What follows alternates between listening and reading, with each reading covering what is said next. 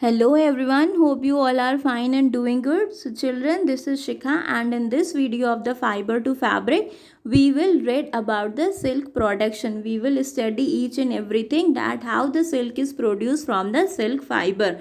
So in this video, what we have to read? We have to read about the life history of the silk moth, as well as we also have to read about that how the silk is obtained from the cocoon. So this we have to read in this video. Now you can see here that the very first thing that we have to study is about the silk. Now silk, as you all know, that silk is what? Silk is a fiber that we obtain naturally. And how we are obtaining this fiber? We are obtaining this fiber with the help of an animal. As you all know that there are the two kinds of a fiber. One kind of the fiber is there that we obtained it from the plants, natural fiber, and the other kind of the natural fiber is there that we obtain from the animals. Fine. So whatever the natural fibers are there, they are the cellulose based, and whatever the animal fibers are there, they are made up of the protein. So silk is also a fiber that we obtain from a silkworm, that is from the animal, and it is also made up of the protein. Now the science which is related to the silk production, that is called what? That is called as a sericulture. So sericulture, or you can say that the rearing of the silkworms for obtaining the silk is also called as a sericulture, or the science related to the silk production is also called as a sericulture. Now see children, there is also a small story behind the production of a silk.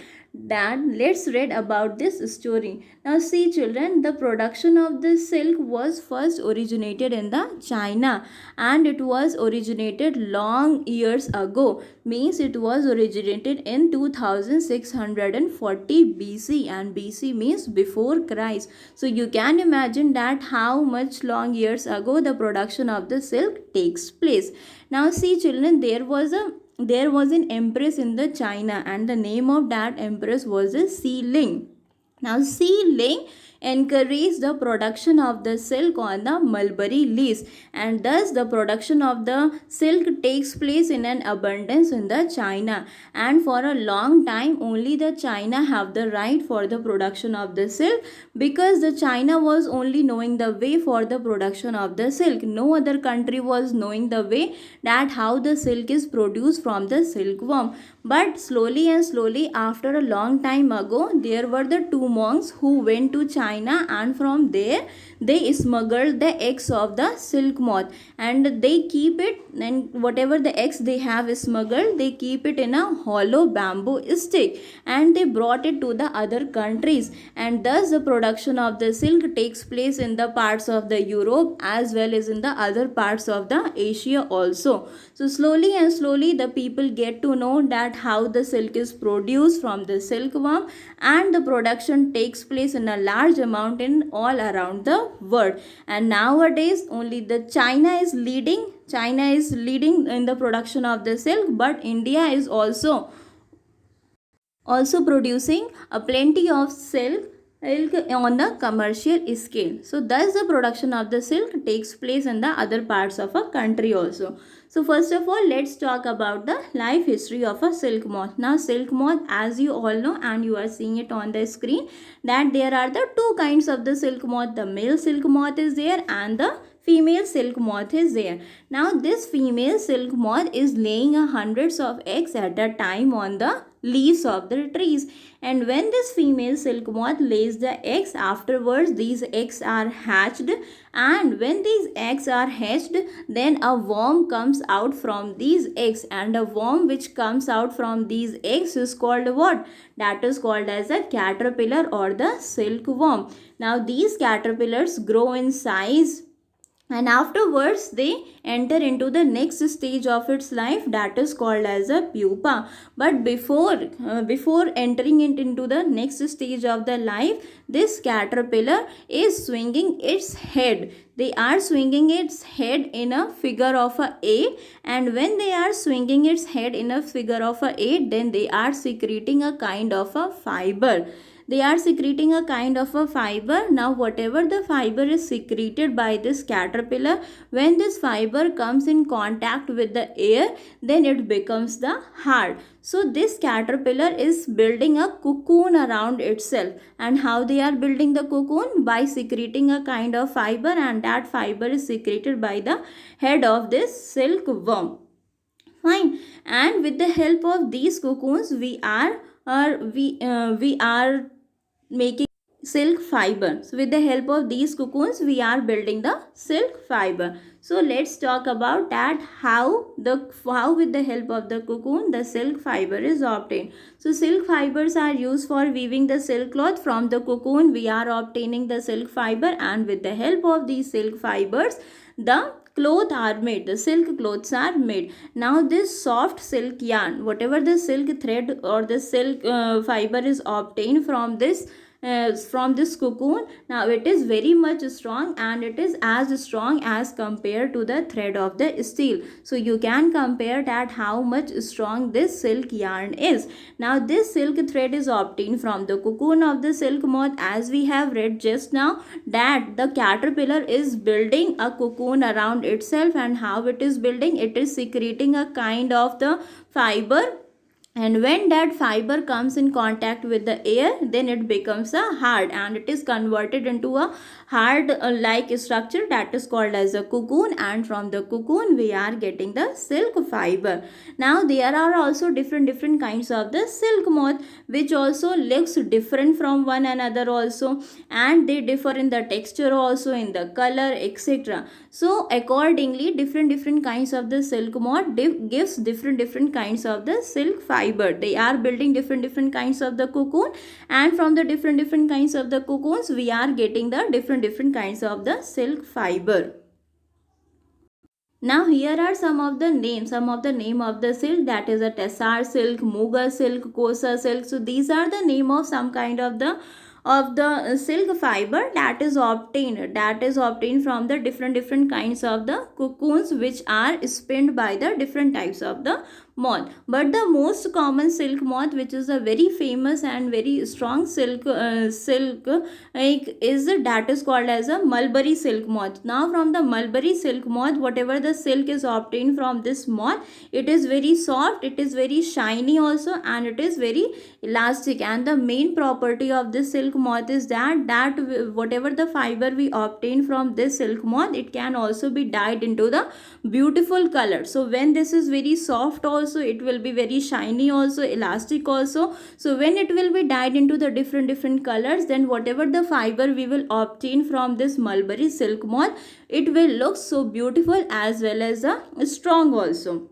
Now, the sericulture or the culture of the silkworms is a very old occupation in India. As you all know that the production of the silk takes place in the China, but afterwards it also the production of the silk also takes place in the other parts of a country also. And this also we have read that India is producing a plenty of silk on a commercial scale. Though the China is leading, but India is also producing a lot of amount of the silk on the commercial scale, and it is also helpful in the India's economy. Now the next one is we have to read that how with the help of the cocoon it is converted into a silk. How with the help of the cocoon we get the silk. Now see children, for obtaining the silk, the moths are reared and their cocoons are collected to get the silk threads. Now see children, for obtaining the silk, what we require? We require a lot of cocoons, and cocoons from where we are getting? We are getting it from the caterpillars, and caterpillars comes out from the eggs. So for obtaining the silk, a lot of moths are reared, means बहुत सारे moths जो हैं उनको पाला जाता है. Farmers जो हैं उनको पालते हैं, उनको rear करते हैं. And after that, when the caterpillar comes out from them, then they are building a cocoon around itself, and from that cocoon we are getting the silk threads. So now what we have to read? We have to read about the rearing silkworm, that how the silkworms are reared. Now see children, a female silk moth is there, as I have told you that a female silk moth have much importance in comparison to the male silk moth. Now this female silk moth lays hundreds of eggs at a time, and these eggs are stored carefully. Either they are stored on a cloth or they are stored it on the paper. Fine. And when these eggs are stored at a particular place, then they are sold it to the silkworm farmers who are taking care of these eggs. Now these farmer keeps these eggs under the suitable conditions. They give them the suitable environment. They keep these eggs under in the neat and clean place, in the hygienic condition, and they also give them the suitable conditions. They give them the suitable temperature, humidity, etc. Now these eggs are warmed to a suitable temperature, because for hatching the eggs a suitable temperature is also required. Now these farmers are also giving a suitable temperature to these eggs, so that the larva comes out from these eggs. Now when these eggs are hatched by giving them the suitable condition, then a worm comes out from it. Some worms comes out from it. Now these worms are called as what? This is called as a larva, or this is also called as a caterpillar. And when these all things are done, these all things are done when the new leaves comes on the mulberry trees. Fine. So when the larva comes out from the eggs they are called as a caterpillars. Now they eat day and night. They feed on the mulberry leaves, and when they are eating day and night, then they increase in the size. They suddenly have an increase in the size.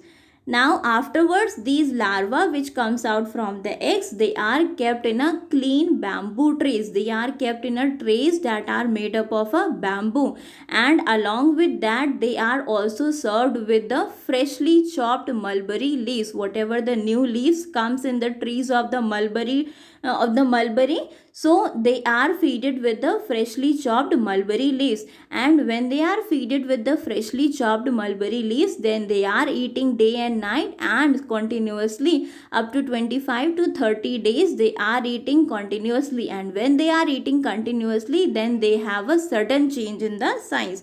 They increase in the size, and when they increase in the size, then they are moved to a tiny chamber of a bamboo. A chamber is made with the help of a bamboo plant, so they are moved in the tiny chamber of a bamboo. And when they are moved to the tiny chamber of a bamboo, then these caterpillars are building a cocoon around itself. And cocoon, how they are building? They are building by swinging their head in the figure of a 8, and they are secreting a fiber. When that fiber comes in contact with the air, then it becomes hard. So these caterpillars are building a cocoon around itself. Now in this rack, a small twigs is also provided, so that whatever the cocoons these worms are building around itself, they get attached to these twigs. Now twigs are what? Twigs are the small branches of a tree is there. So this rack, in whichever the bamboo rack they are kept in, these racks are also provided with the twigs, so that whatever the cocoon they are building around itself, they get attached to these twigs easily. Now the caterpillar or the silkworm spins the cocoon, and when it spins the cocoon, then the further development of that caterpillar takes place inside the cocoon. Now the next one is that when the cocoon is built, now how the processing of the silk takes place. Now see children, when the larva, whatever the larva was kept in a bamboo tray or in a bamboo like chamber, now these caterpillars have built a lot of cocoons around itself. Now these number of the cocoons is used for obtaining the silk fiber, whatever the silk fibers is there. So for obtaining these silk fibers, these cocoons are required in a large amount of Now these cocoons, this is a very sad reality that these cocoons are boiled, either they are boiled or they are kept it in the sun, no? So as you can imagine that inside a cocoon a live caterpillar is there, and for obtaining this silk fiber we are boiling these cocoons, or sometimes we are also kept it under the sun, as well as they are also exposed it to the steam. Now when these cocoons are boiled or they are kept it in the sun, or they are exposed to this of the to the steam, so the silk fibers is separated out from the silkworm. Now this process of the taking out the threads from the cocoon for making the silk is called as a reeling of silk. So reeling of silk is what? The process of taking out the thread from the cocoons which was built by the caterpillars is called as a reeling of silk. It is called as a reeling of silk. Now reeling is done in the special machines. It is also done in the industries also, which unwind the threads or the fibers of the silk from the cocoon. Now the silk fibers are then, whatever the silk fibers is obtained from the cocoon, it is spinned into the silk threads, and after that with the help of the silk threads we are making the different kinds of the clothes by using the silk threads. Now these silk threads are woven into the silk cloth by the weavers are using this silk thread for making the silk fiber. Now the next one that we have to study, here you can see that the rearing of a silkworm. The first one you can see that this is a female silkworm, and this female silkworm lays a lot of number of eggs on the mulberry tree. Here you can see that this is a mulberry tree, and this is the inner structure of the leaf of a mulberry. Now this silk moth lays hundreds of eggs on this mulberry tree. After that these eggs, whatever the eggs are there, these eggs are hatched, and when these eggs are hatched then the caterpillar comes out on it, or you can say the larva, or the caterpillar is also called as a silkworm. Now these silkworm feed on this mulberry leaves, on the freshly chopped mulberry leaves. So when after 25 to 30 days they are eating a lot, they are feeding a lot on these mulberry leaves, and afterwards they are building a cocoon around itself. Here you can see that these caterpillar have built the cocoon around itself, and how they are building a cocoon around itself? With the help of a head. They are swinging their head in the direction in a figure of a 8. They are moving their head continuously again and again, and when they are moving their head in the figure of a 8, then they are building a cocoon around itself. Fine. So from this cocoon we are obtaining the silk fiber. So this is the rearing of the silkworm, that how the silkworms are reared. Now let us round up that what we have studied in this chapter. Now see children, silk comes from the silkworms, and the wool is obtained from the sheep, goat and yak. Hence the silk and wool are the animal fibers. We have read about the animal fiber, that animal fibers are what? Animal fibers are the fibers that we obtain from the nature, but we obtained it from the animals.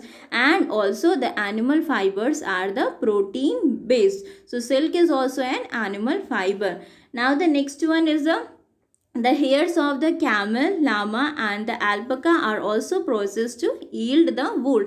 Now as we all know that from the sheep we are getting the wool, but further from the wool there are also some other kinds of the animals from which we are getting the wool, and the name of these animals is the camel, llama and the alpaca.